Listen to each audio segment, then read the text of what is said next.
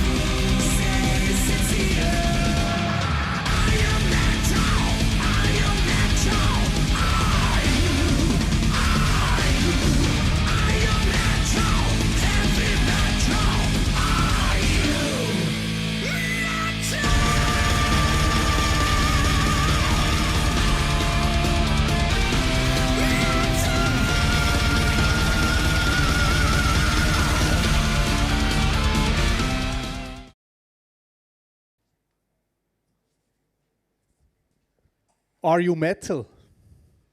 Das ist das Thema von heute. Und der Untertitel ist, was wir von Maria lernen können. Passt das zusammen? Das werden wir heute erfahren. Ich möchte nicht viel zu mir sagen. Ihr habt schon gehört, ich bin Promovieren über Maria. Und wenn man über Maria reden, muss man immer zuerst über Jesus reden. Weil bei ihm fängt alles an, bei ihm hört alles auf. Er ist der Anfang und das Ende, das Alpha und das Omega. Heute ist, wir haben schon gehört, der 3. Advent. Wir feiern, dass der Herr ist gekommen und dass der Herr wird kommen. Und vor allem, dass der Herr auch jetzt kommen will. Jetzt, besonders in dieser Adventszeit. Der Herr von Stahl und Gewalten, der Herr von Blitz und Saiten, der Herr von Donner und Stille, der kommt. Wir haben gesungen, wir haben gebetet. Der Tor, hebt euch auf. Öffnen dich die uralten Pforten. Es kommt der Herr stark und gewaltig, der Herr mächtig im Kampf. Wer ist der König von dieser Herrlichkeit? Der Herr von den Herrscharen. Da kommt der die absolute Macht hat, die absolute Power. Da kommt nicht irgendeiner, da kommt der Heiland, der Herrscher selber, der die Welt in Wahrheit regiert. Der wahr, mächtig gross, unbezwingbar Herrscher kommt. Jesus, der Einzige, der auf die Frage «Are you metal?» einfach sagen kann, ja. Aber näher lesen wir die Weihnachtsgeschichte. Wer kommt da? Der Herrscher, der alles in den Händen hat, der kommt nicht bei den Mächtigen. Der kommt nicht in Jerusalem. Der kommt nicht in einem bedeutenden Haus wie das von Elisabeth und von Zacharias. Der wahre Herrscher, der kommt an einem relativ unbedeutenden Ort in Bethlehem auf die Welt. Das nicht mal in einem Haus, sondern in einem Stall. Nicht mal ein Bett hat der Herrscher, sondern man muss ihn in eine Krippe legen. So viel zum Herr von den Herrscharen, zum erwarteten Messias. Wir müssen in dieser Zeit etwas wissen. Jesus ist als Messias herumgelaufen und hat sich auch als das ausrufen lassen. Er hat nichts dagegen gehabt, weil Leute das gesagt haben. Er hat immer gesagt, ja, sag jetzt nicht weiter, weil es immer gefährlich, wenn jemand kommt als Messias. Weil das hat eins geheißen in dieser Zeit. Der Herrscher kommt, der die Römer endlich wird vernichten, raustreiben und der neue Staat Israel wird aufrufen und sagen, wir sind befreit, das Königreich von Gottes hat angefangen. Ein Herrscher kommt, eine militärische Macht, das ist die Erwartung vom Messias im 1. Jahrhundert.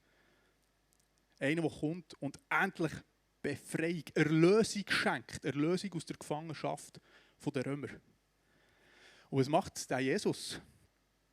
Er predigt Buß und Vergebung, er heilt Sünder und sogar die Feinde. Zum absoluten Höhepunkt lässt er sich kreuzigen Es gibt nur ein Fazit für so einen. Der ist nicht der Messias. Wenn man dem als Geschichte liest, ist im Lukas ganz am Schluss, da steht es dort. Wir haben gedacht, er ist der Messias, sagen sie, wo Jesus mit ihnen mitläuft. Das ist schon verstanden. Wir haben gedacht, er kommt und erlöst uns. Nichts von dem hat er gemacht. Gestorben ist er. Offensichtlich nicht der Herr der Heerscharen. Wieso ist Jesus trotzdem der Herr der Heerscharen? Wieso singen wir die Lieder? Wieso behaupten wir das? Weil am Karfreitag nicht der letzte Tag war, sondern dann die allumfassende Wende ist passiert. Jesus ist 3 Tage später auferstanden und hat den Wahrfeind von uns Menschen, den Tod, besiegt. Und hat vor allem etwas gezeigt an diesem Kreuz. Der wahre Herrscher, der wirklich das Schwert in den Händen hat, müsst Propheten lesen. Das klingt brutal. Der wirklich richtet nicht die Menschen, sondern nimmt das Gericht auf sich. Zeigt, dass er seine Gewalt, seine Macht, seine Herrschaft nicht gegen uns verwendet, sondern in Liebe und Barmherzigkeit für uns stirbt. Das ist echter Heavy Metal. Are you metal? Das heisst bei Jesus etwas ganz anderes als in diesem recht verstörenden Video von Halloween. Es ist nicht lauter, schneller, höher und was alles immer noch kommt, sondern der wirklich höher ist, der wirklich schneller ist, der wirklich lauter ist, der Höchste, verzichtet auf seine Macht zugunsten von uns. Gehen wir noch zurück zur Ankunft vom Herrn. Der Herr von den Heerscharen kommt in einem Stall auf die Welt. Wird geboren von einer jungen Frau namens Maria. Der Tor hebt nach oben. Öffnet nicht die uralten Pforten. Der Herr von der Herrlichkeit will einziehen. Ich habe schon gesagt, Jesus ist nicht bei den Mächtigen in Jerusalem zur Welt gekommen. Er ist nicht bei Elisabeth und bei Zacharias auf die Welt gekommen, sondern bei Maria. Das zeigt uns vor allem etwas. Gott braucht nicht die krassen Paläste, die starken Leute, die mächtigen Sachen. Er ist nicht angewiesen auf unsere Rösser und Schwerter. Gott ist darauf angewiesen, dass Leute da sind, die das Gebet, das wir betet haben, beten. Auf den Namen vom Herrn vertrauen. Sind die Leute, die ihre Tore, ihre Herzen immer wieder auftun, in dem Moment, wo man nicht weiss, wie es weitergeht, nicht auf sich vertrauen, sondern auf Gott. Er braucht Leute, Menschen, die bereit sind für ihn. Wir möchten zusammen einen Bibeltext lesen, einen typischen Weihnachtstext, Adventtext. Der Leser ist nicht da. Ah, da, super.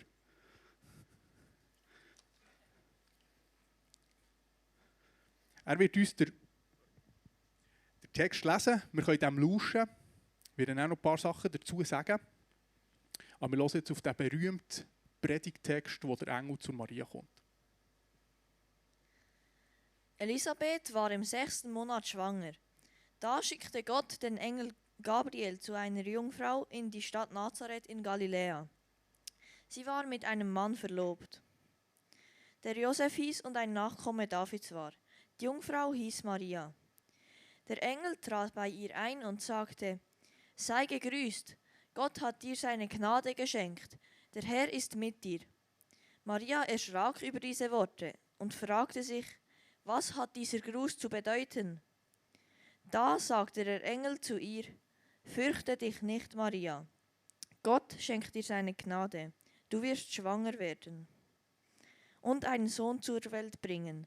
Dem sollst du den Namen Jesus geben. Er ist zu Großem bestimmt und wird Sohn des Höchsten genannt werden.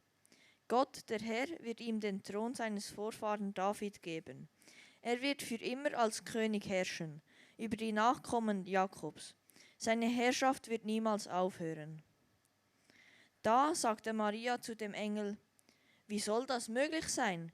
Ich habe doch noch nie mit einem Mann geschlafen. Der Engel antwortete: Der Heilige Geist wird auf dich kommen. Die Kraft des Höchsten wird dieses Wunder in dir bewirken. Deshalb wird das Kind, das du erwartest, heilig sein und Sohn Gottes genannt werden. Sieh doch, auch Elisabeth, deine Verwandte, erwartet einen Sohn, trotz ihres hohen Alters.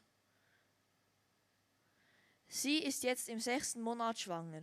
Und dabei hieß es, sie kann keine Kinder mehr bekommen. Für Gott ist nichts unmöglich. Da sagte Maria: Ich diene dem Herrn. Es soll an mir geschehen, was du gesagt hast.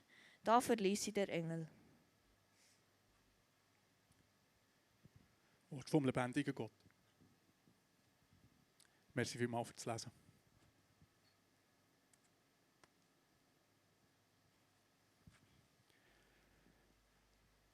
Der Engel kommt zu Maria und er verkündet ihr, sie wird Gottes Sohn empfangen.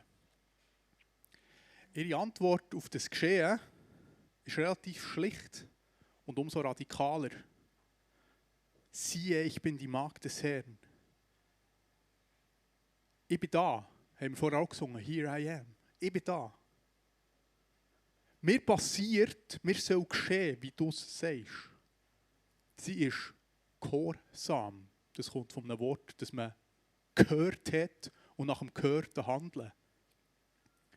Handelt nach dem, was man von Gott gehört hat. Mir soll passieren, was du gesagt hast. Maria macht nicht, was sie sich vorgenommen hat, ihre Pläne, sondern sie gibt sich den Plan von Gott her.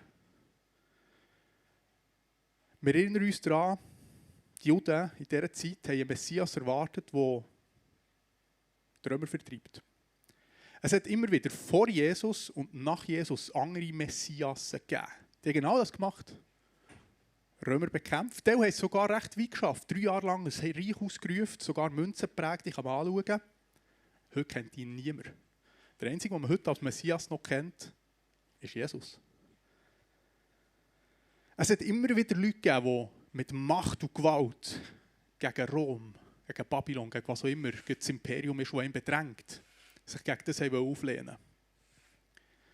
Aber es hat auch immer wieder Leute gegeben, die gibt es in der Bibel überall und im Alten Testament, im Neuen Testament, die eben genau das Gegenteil machen, die nicht auf Schlachtross und nicht auf Streitwagen vertrauen, sondern auf den Namen vom Herrn. Die nicht kämpfen, sondern beten. Die nicht angreifen, sondern segnen. Im Psalm 20 haben wir genau das gebetet. Wir vertrauen nicht auf Schlachtross, wir vertrauen nicht auf Streitwagen, sondern auf den Namen vom Herrn. Weil sie, die auf das vertrauen, sind gestürzt und gefallen, geht. Wir bleiben aufrecht und stehen. Das Schwert ist ein Symbol für Macht, für Richten, für Kampf, für Sieg. Die Heldenposen sind immer eben heroische Posen. Das Schwert ist aber ein Symbol für «Ich mache es selber». Ich hole mir, was zu mir zusteht, auch wenn es das Leben vom anderen fordert. Ich nehme es selber in die Hände, ich löse die Sache mit meiner Kraft, mit Gewalt und bringe die Sachen zum Ziel, so wie ich will. Es symbolisiert, die Sachen selber in die Hand zu nehmen und die Sachen selber zu legen, zu regeln. Die Maria macht genau das nicht. Sie gehört zu denen, die eben nach dem Psalm 20 auf den Herrn vertrauen. Von ganzem Herzen. Weil sie weiss, dass wirkliche Erlösung kommt nie durch Schwert. Jedes Schwert wird ein neues Schwert produzieren und es geht weiter und weiter und weiter. Jesus hat die Spirale durchbrochen und am Kreuz gezeigt, es gibt Auferstehung nach dem Tod. Was wir bei Maria sehen, ist, sie hat sich geöffnet, dass der Herrscher kommen kann, der Echtherrscher, der uns zeigt, was es heisst. Nur in Gott ist echtes Leben. Er ist der Schöpfer und es gibt nie ein anderes echtes Leben. Und solange wir versuchen, das Leben zu holen mit Schwert, werden wir neue Schwerter produzieren und wir schlussendlich selber daran sterben. Das sind die Worte von Jesus, nicht meine. Die grosse Frage heute Abend ist eigentlich nur eine. Wir sind im Advent, wir haben noch eine Woche, dann ist Weihnachten. Sind wir bereit, unser Schwert, unsere Pläne vor dem gütigen Gott herzulegen. Die grosse Frage ist, are you metal? Weil das ist echter Metal. Kämpfen, schlägeln, umbringen, das ist nicht mal in der Nähe von echtem Metal. Echter Metal ist dann, wenn man merkt, das produziert immer das Gleiche. Echter Metal ist dann, wenn man sich selber hergeben. Und darum hat der Sam einen Post oder 2 Posts gemacht, dass ihr alle euer Schwert mitnehmen sollt. Ich will gerne ein prophetisches Zeichen machen, ich bin Fan von dem. Prophetische Zeichen heisst, die drücken aus, was es soll sein. Das kann man machen, wenn man es noch nicht ganz glaubt, noch nicht ganz sicher ist, sondern sagt, eigentlich will ich es. Ich glaube, Herr, ich helfe meinem Unglauben, sagt der eine in der Bibel. Ich will eigentlich. Darum die ein Schwert dabei haben, ihr könnt nach vorne kommen, nacheinander, und das Schwert vor dem Kreuz herlegen mit der Symbolik. Ich will die Sachen nicht selber lösen, sondern ich will dir den Kampf überlassen, weil er ist der wirklich gewinnt. Wir werden ihn nicht gewinnen. Auch nicht in der Long Run, vielleicht kürzer, eine kleine Schlacht, aber der Krieg wird nur der Herr gewinnen. Ich werde für die kein Schwert haben, hier vorne stehen und das Schwert jedem geben und kann das vor das Kreuz symbolisch ablegen. Ich werde das als erstes machen, weil ich will mehr vom Herrn. Ich will weniger von meinen Plänen, weil meine letzten 10 Jahre Studium haben gezeigt, mit denen kommt man ein bisschen weit, aber es lohnt sich letzten Endes nicht, weil ich so lange Theologie studieren, wie man will. Es ist ein Witz im Vergleich zu was es Gott ist. Seid herzlich eingeladen, man kann das Schwert ablegen, das Abendmahl nehmen. Und für das übergebe ich Sam.